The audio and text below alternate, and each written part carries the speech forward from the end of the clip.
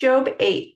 Then Bildad the Shuhite replied to Job, "How long will you go on like this? You sound like a blustering wind. Does God twist justice? Does the Almighty twist what is right? Your children must have sinned against him, so their punishment was well deserved. But if you pray to God and seek the favor of the Almighty, and if you are pure and live with integrity, he will surely rise up and restore your happy home. And though you started with little, you will end with much. Just ask the previous generation. Pay attention to the experience of our ancestors. For we were born but yesterday and know nothing. Our days on earth are as fleeting as a shadow. But those who came before us will teach you. They will teach you the wisdom of old. Can papyrus reeds grow tall without a marsh? Can marsh grass flourish without water? While they are still flowering, not ready to be cut, they begin to wither more quickly than grass. The same happens to all who forget God. The hopes of the godless evaporate. Their confidence hangs by a thread. They are leaning on a spider's web. They cling to their home for security, but it won't last. They try to hold it tight, but it will not endure. The godless seem like a lush plant growing in the sunshine, its branches spreading across the garden. Its roots grow down through a pile of stones. It takes hold on a bed of rocks. But when it is uprooted, it's as though it never existed. That's the end of its life. And others spring up from the earth to replace it. But look, God will not reject a person of integrity, nor will he lend a hand to the wicked. He will once again fill your mouth with laughter and your lips with shouts of joy. Those who hate you will be clothed with shame, and the home of the wicked will be destroyed. Then Job spoke again. Yes, I know all this is true in principle, but how can a person be declared innocent in God's sight? If someone wanted to take God to court, would it be possible to answer him even once in 1,000 times? For God is so wise and so mighty. Who has ever challenged him successfully? Without warning, he moves the mountains, overturning them in his anger. He shakes the earth from its place, and its foundations tremble. If he commands it, the sun won't rise, and the stars won't shine. He alone has spread out the heavens and marches on the waves of the sea. He made all the stars, the Bear and the Orion, the Pleiades, and the constellations of the southern sky. He does things, great things, too marvelous to understand. He performs countless miracles. Yet when he comes near, I cannot see him. When he moves by, I do not see him go. If he snatches someone in death, who can stop him? Who dares to ask, "What are you doing?" And God does not restrain his anger. Even the monsters of the sea are crushed beneath his feet.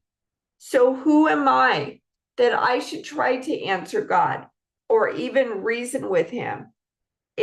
Even if I were right, I would have no defense. I could only plead for mercy. And even if I summoned him and he responded, I'm not sure he would listen to me, for he attacks me with a storm and repeatedly wounds me without cause. He will not let me catch my breath, but fills me instead with bitter sorrows. If it's a question of strength, he's the strong one. If it's a matter of justice, who dares to summon him to court? Though I am innocent, my own mouth would pronounce me guilty. Though I am blameless, it would prove me wicked. I am innocent, but it makes no difference to me. I despise my life. Innocent or wicked, it's all the same to God. That's why I say he destroys both the blameless and the wicked.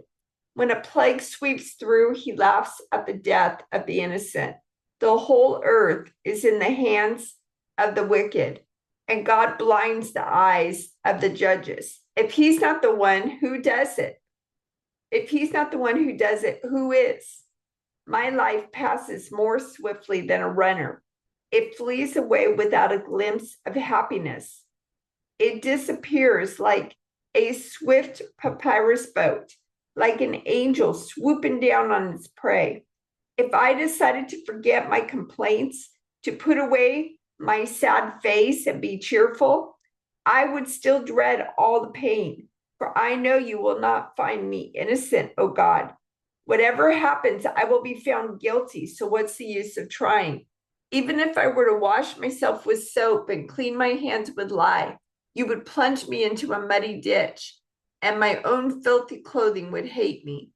God is not a mortal like me, so I cannot argue with him or take him to trial. If only there were a mediator between us, someone who could bring us together. The mediator could make God stop beating me, and I would no longer live in terror of his punishment. Then I could speak to him without fear, but I cannot do that in my own strength. I'm disgusted with my life. Let me complain freely. My bitter soul must complain. I will say to God, don't simply condemn me. Tell me the charge you are bringing against me. What do you gain by oppressing me? Why do you reject me, the work of your own hands, while smiling on the schemes of the wicked? Are your eyes like those of a human? Do you see things only as people see them? Is your lifetime only as long as ours? Is your life so short that you must quickly probe for my guilt and search for my sin? Although you know I am not guilty, no one can rescue me from your hands. You formed me with your hands, you made me, yet now you completely destroy me. Remember that you made me from dust. Will you turn me back to dust so soon? You guided my conception and formed me in the womb. You knit me with skin and flesh. You clothed me with skin and flesh, and you knit my bones and sinews together. You gave me life and showed me your unfailing love. My life was preserved by your care. Yet your real motive, your real intent was to watch me. And if I sinned, you would not forgive my guilt. If I am guilty, too bad for me. And even if I'm innocent, I can't hold my head high because I'm filled with shame and misery. And if I hold my head high, you hunt me like a lion and display your awesome power against me. Again and again, you witness against me. You pour out your growing anger on me and bring fresh armies against me. Why then did you deliver me from my mother's womb? Why didn't you let me die at birth? It would be as though I had never existed, going directly from the womb to the grave. I have only a few days left, so leave me alone, that I may have a moment of comfort before I leave, never to return for the land of darkness and utter gloom. It is a land as dark as midnight, a land of gloom and confusion, where even the light is dark as midnight. Then Zophar, the Naamathite, replied to Job, shouldn't someone answer this torrent of words? Is a person proved innocent just by a lot of talking? Should I remain silent while you babble on? When you mock God, shouldn't someone make you ashamed? You claim my beliefs are pure, and I am clean in the sight of God. If only God would speak, if only he would tell you what he thinks, if only he would tell you the secrets of wisdom, for true wisdom is not a simple matter. Listen, God is doubtless punishing you far less than you deserve. Can you solve the mysteries of God? Can you discover everything about the Almighty? Such knowledge is higher than the heavens. And who are you? It's deeper than the underworld. What do you know? It's broader than the earth and wider than the sea. If God comes and puts a person in prison or calls the court to order, who can stop him?